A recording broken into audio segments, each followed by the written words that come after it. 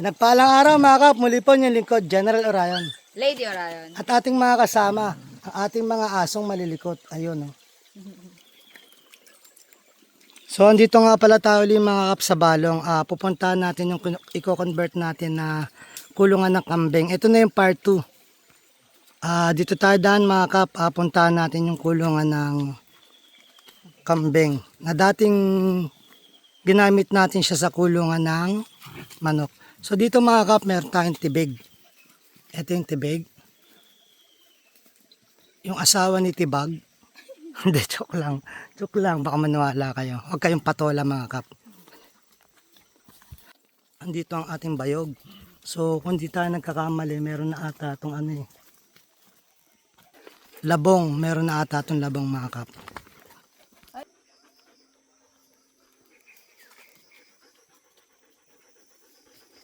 Ayan mga kap, may labong na rin dito. Saan ba yun? Na pwede na rin natin igulay. So nakikita natin doon may wild ampalaya, tapos may kangkong, may gabi yon. Kahit umaga may gabi dito mga kap. So dito mga kap may nakita kaming ano ube. Yun tinuro nila Jomar at saka ni Arnel kahapon. So i-check muna natin. Minsan, dito rin kami nagpa-practice mag-rappelling. Dito tayo dadaan mamaya mga kap. Ayan nga pala yung kayumito natin. Dito minsan nagpa-practice kami mag-rappel. Pag wala kaming trip. Yung mga maalabuwis buhay yun. Kasi minsan mga kap meron yung adrenaline rush. Doon mga kap makikita natin mamaya din yung mga sampalok na tumubo na. Ito nga pala isa. Ayun na, yung gugol na maaso.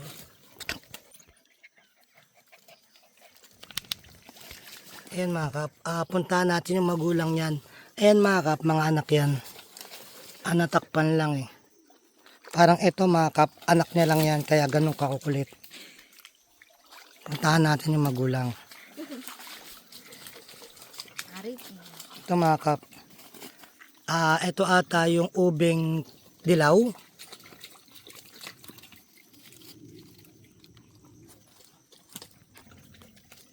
Puti ba to dilaw mga kap? Malaman natin to pag binuksan. Pero yung mga nakuha na, yung mga nakita natin dun mga kap, bunga lang nito. Sinabi ni aray ko, may tinik pala to. Ayan, may tinik pala.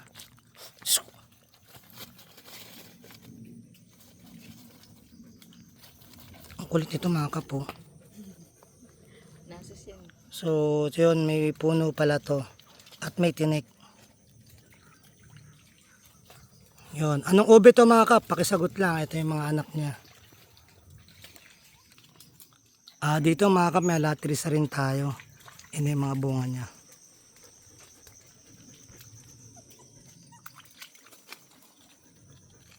Tara. Ayan, napakita namin sa inyo yung pwedeng ma-harvest dito or pwede namin makuha na pag kailangan namin mga bagay na yun, kailangan namin ng pagkain na natural na from the wild,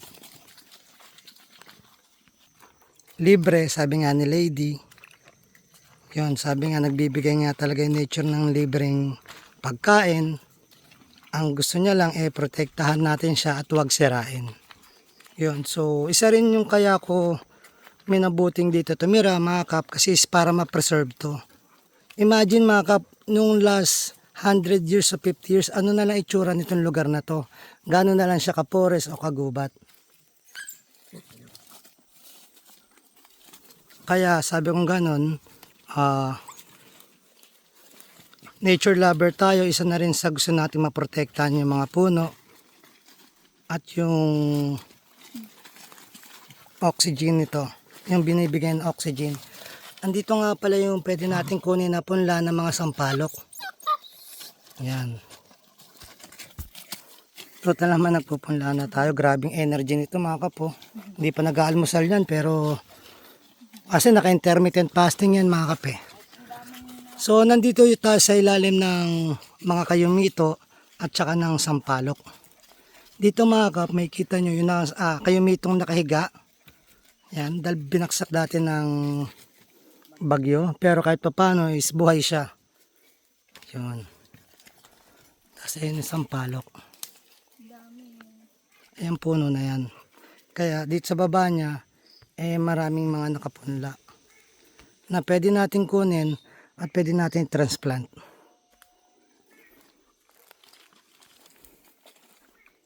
Dito meron naman tayong mga pinya. Yan. Pwede na kaya yan i-harvest na. Meron pa rin tayong mga pinya doon. So dito may daan pababa na pinasemento rin natin. At dito ngayon tayo sa taas na sa pupuntahan natin.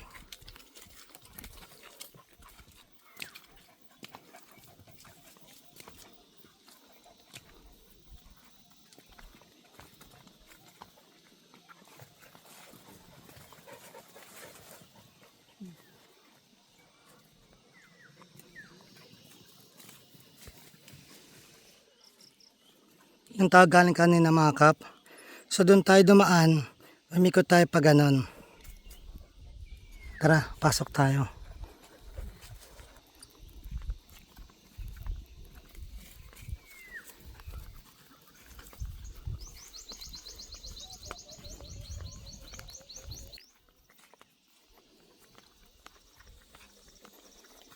Ngayon, hindi sila nahihirapan magpakain or kumuha ng pakain ng mga kambing kasi nga, kung mapapansin nyo naman ngayon, marami ng damo or marami ng pwedeng makain ng ating mga kambing dito pa lang sa layer na to.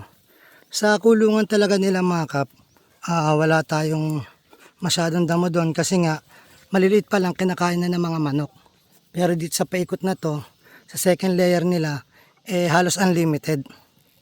So minsan kapag tinitirit pa sila, pinapakawalan sila dito at para makatikim sila ng iba't ibang klaseng dahon or halaman dun sa labas. So tara, pasok tayo.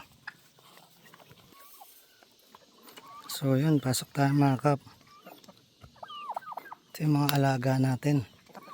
Ito nga mga kap, yung binawasan natin yung papaya natin doon, dinala na rin natin dito. Kahit pa paano kinakain ng mga manok at saka kambing. Ayun.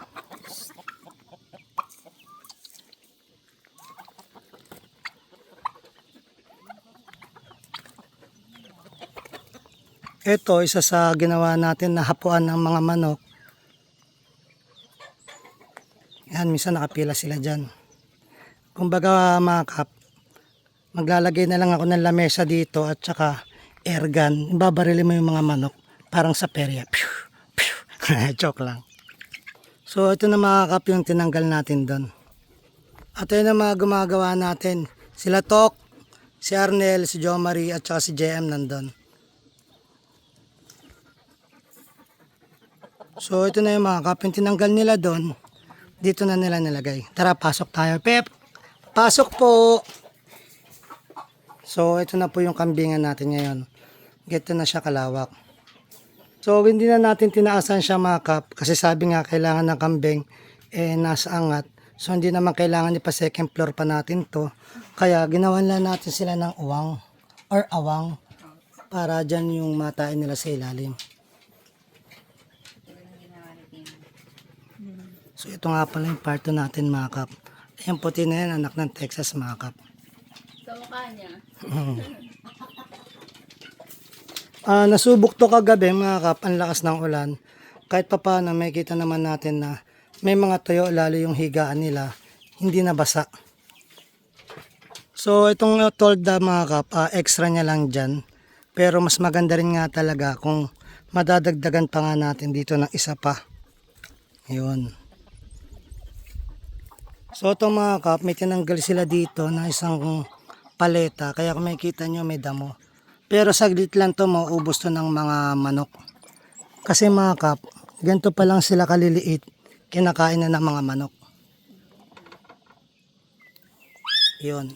So kaya wala nang tumutubo dito. Wala na rin makain yung mga kambing. Kaya ang ginagawa natin dati, kumukuha tayo ng pagkain sa labas para sa mga kambing, dinadala natin dito. Ngayon, pinapakawalan na natin sila doon dahil marami na sila nakukuha. Dahil nung summer mga kap, ultimo yung kabila na yan, wala ring mga damo. Kailangan pa namin kumuha sa mga sanga-sanga ng puno para may mapakain sa kanila. Tapos yung iba nagiging basura na pakain sa kanila, iniharang naman namin dito sa ilalim ng net mga kap. Kasi dito naman dumadaan kadalasan yung mga manok papunta sa labas. So ginawa namin siyang harang. Kaya kung makikita nyo dito, may mga harang na siya. Ngayon, pinapalinis natin dito or pinapaipon natin yung mga nakakalaykay ni Jo Marie, mga malilit na sanga. Naipit ata yun. At saka yun. So,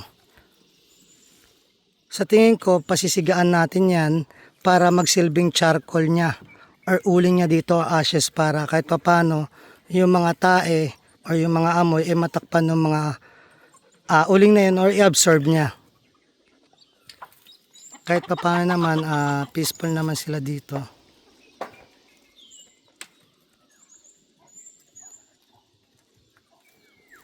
So yun mga kap, napakita, ano kaya kinakain nun? Napakita namin sa inyo yung dating kulungan ng manok doon, kung ano nang itsura niya dito. So silipin uli natin sa loob. Ayun. So kumusta Timo? Okay ba dyan maging kambing? Ha? Relax ba dito? Malamig ba dito Timo? Oh, mukha naman dyan si Timo. Sabi ni Timo, nagsasabi mo. So, ayan. Yan nga lang, minsan nahaluhan tayo ng mga manok. Ayan mga kap, mga Texas. Ayun yung kamukha niya. Mga anak niya yan. Ito na ngayon, ang dating manuka na kinonvert sa kambingan. So, dito yung mga manok natin, dyan sa dalawa na yan. Yun. Ayan mga kap, nasama namin kayo at napakita namin sa inyo ni Lady yung mga, sabi nga niya, yung aming mga progreso sa aming mga proyekto. So, nandun sa labas ang aming mga kambing at tupa. Yun. Maraming salamat mga kap sa pagsama sa amin at pananood. Ayan mga kap, makulimlim siya pero kahit pa paano mainit, nagpapawisan kami. So muli po yung lingkod, General Orion. Lady Orion. Na taos puso po nagpapasalamat sa inyo na walang sawang panonood sa aming mga video at live.